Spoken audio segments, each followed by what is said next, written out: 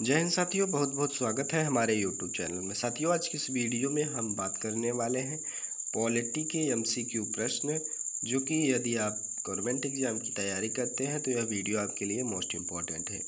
यदि आप पॉलिटी पढ़ते हैं तो इस 20 प्रश्न में से आप कितना जवाब दे पाते हैं, कमेंट में ज़रूर बताइएगा। चलिए हम बताते हैं प्रश्न को। आपके सामने पहला प्रश्न आ रहा होगा कि निम्न में से कौन सा शब्द भारतीय संविधान की प्रस्तावना में नहीं लिखा है।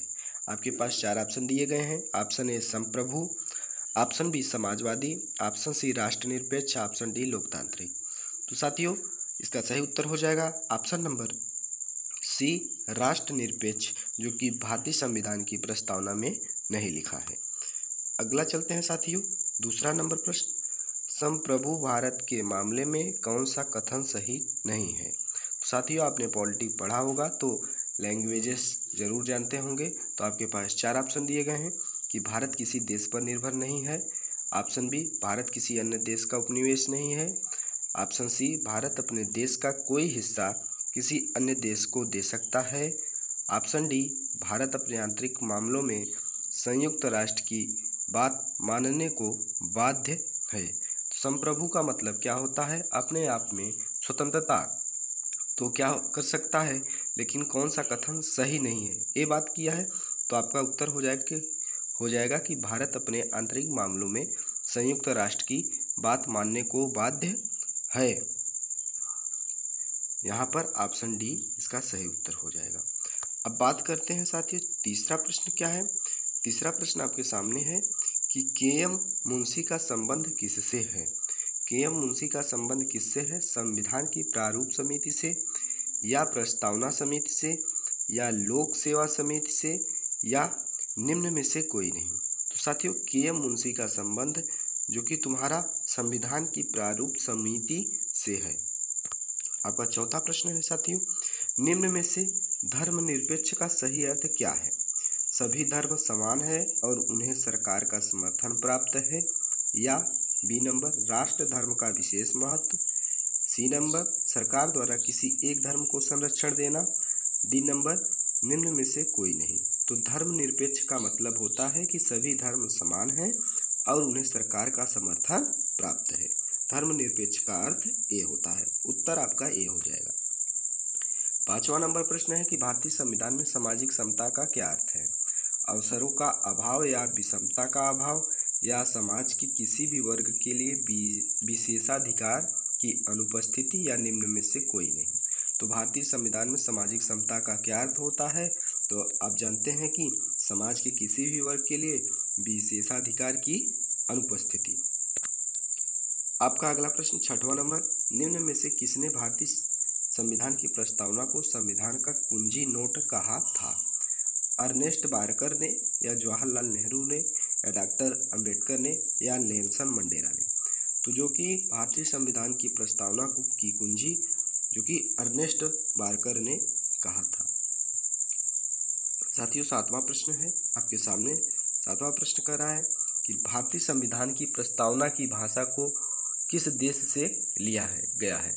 भारतीय संविधान की प्रस्तावना की भाषा को किस देश से लिया गया है। तो इसका सही उत्तर हो जाएगा, आपके पास 4 ऑप्शन दिए गए हैं, अमेरिका, कनाडा, ऑस्ट्रेलिया, आयरलैंड। तो आपका सही उत्तर हो जाएगा ऑप्शन नंबर सी, ऑस्ट्रेलिया से लिया गया है क्या, भारतीय संविधान की प्रस्तावना।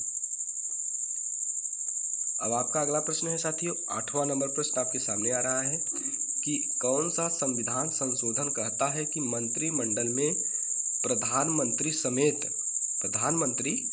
समेत मंत्रियों की कुल संख्या लोकसभा के कुल सदस्यों के 15% से अधिक नहीं होगी। तो कौन से संविधान संशोधन में कहा गया है यह।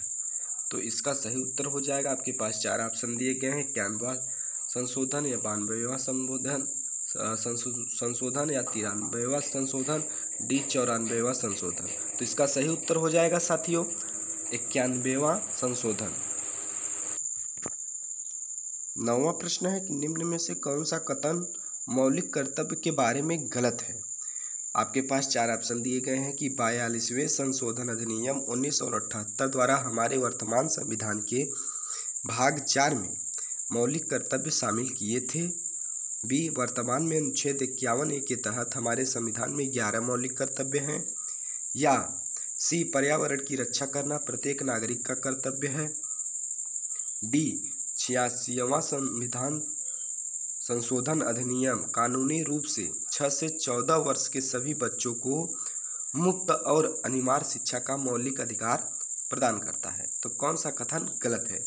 आप ध्यान से पढ़िए दीजिए और इसका सही उत्तर हो जाएगा साथियों 42वां संशोधन अधिनियम 1978 द्वारा हमारे वर्तमान संविधान के भाग 4 में मौलिक कर्तव्य शामिल किए थे। तो ये जो कि तुम्हारा गलत कथन है। साथियों 10वां प्रश्न है कि निम्न में से कौन सा कथन आपातकाल के बारे में ठीक है? तो 1976 में राज्य आपातकाल की अवधि 3 से 6 माह कर दी गई है। या अनुच्छेद 360 के तहत वित्तीय आपातकाल लगाया जाता है, इसे अब सिर्फ 1991 में लगाया गया था। सी, सिर्फ अनुच्छेद 21 और 22 को छोड़कर सभी मौलिक अधिकार समाप्त हो जाते हैं। ऑप्शन डी नंबर है क्या? सिर्फ कैबिनेट की लिखित सलाह पर राष्ट्रपति आपातकाल की घोषणा कर सकता है। तो यही सही उत्तर हो जाएगा क्योंकि सिर्फ कैबिनेट की लिखित सलाह पर ही राष्ट्रपति आपातकाल की घोषणा कर सकता है। तो ये तुम्हारा एकदम बिल्कुल राइट है, ऑप्शन नंबर डी। साथियों 11वां प्रश्न क्या है? संविधान की प्रस्तावना में संशोधन के मामले में से कौन सा कथन सही नहीं है? बेरूबरी यूनियन के मामले में 1960 सुप्रीम कोर्ट ने कहा कि प्रस्तावना संविधान का हिस्सा नहीं है। बी आपके पास है, अभी तक प्रस्तावना में परिवर्तन नहीं किया गया है। अभी तक प्रस्तावना में सिर्फ एक बार परिवर्तन किया गया है। 42वें संविधान संशोधन अधिनियम द्वारा प्रस्तावना में संशोधन किया गया था, जिसमें 3 नए शब्द समाजवादी, धर्मनिरपेक्ष और अखंडता को जोड़ा गया था। तो इसमें पूछा गया है सही नहीं है, तो आपने क्वेश्चंस को ध्यान से पढ़ना है आपको, मतलब तो इसका सही उत्तर हो जाएगा साथियों अभी तक प्रस्तावना में एक बार परिवर्तन किया गया है, सिर्फ एक बार। तो एक जो कि तुम्हारा कथन सही नहीं है। 12वां नंबर प्रश्न है कि निम्न में से कौन भारत को धर्मनिरपेक्ष राज्य घोषित करता है? संविधान की प्रस्तावना या नीति निर्देशक तत्व या अनुच्छेद 44 या मौलिक कर्तव्य? तो जानते हैं भारत को धर्मनिरपेक्ष राज्य कौन घोषित करता है, जो कि तुम्हारा संविधान की प्रस्तावना।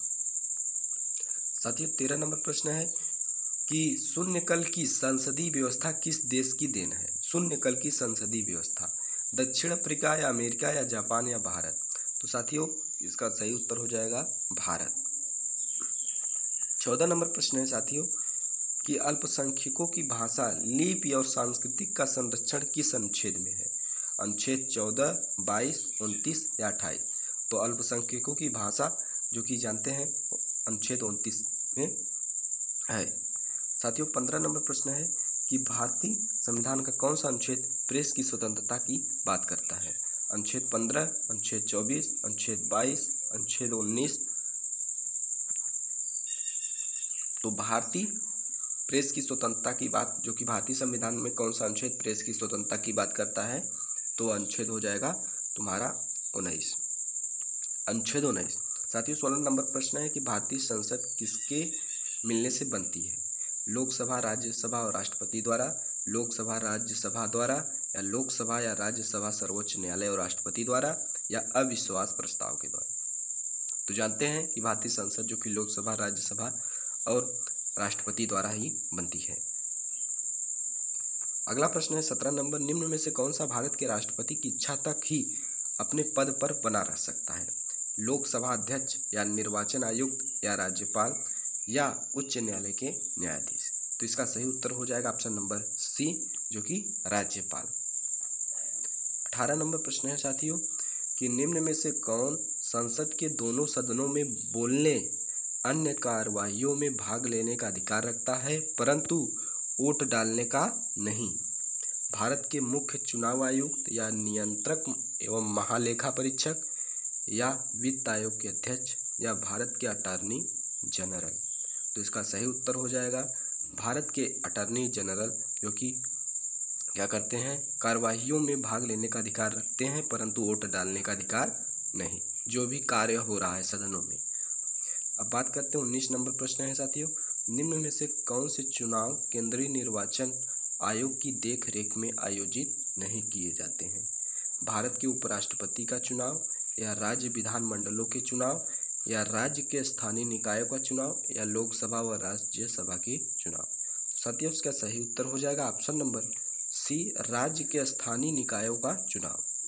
साथियों लास्ट प्रश्न 20वां नंबर प्रश्न है कि भारत के संविधान की कौन सी विशेषता यह संकेत करती है कि वास्तविक कार्यपालिका शक्ति जो है प्रधानमंत्री के नेतृत्व वाले मंत्रिपरिषद में निहित होगी, वह क्या कहलाए?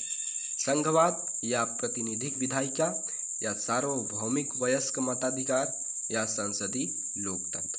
तो साथियों इसका कमेंट आप करिए, इस प्रश्न का कमेंट करिए उत्तर। तो उम्मीद है साथियों यह प्रश्न आपको अच्छा लगा होगा, आपके एग्ज़ाम के लिए बहुत इम्पोर्टेंट होगा। तो साथियों इसी तरह प्रश्न पाने के लिए हमारे चैनल को सब्सक्राइब करें, क्योंकि यह पार्ट 2 वीडियो हो। तो मिलते हैं नेक्स्ट वीडियो में।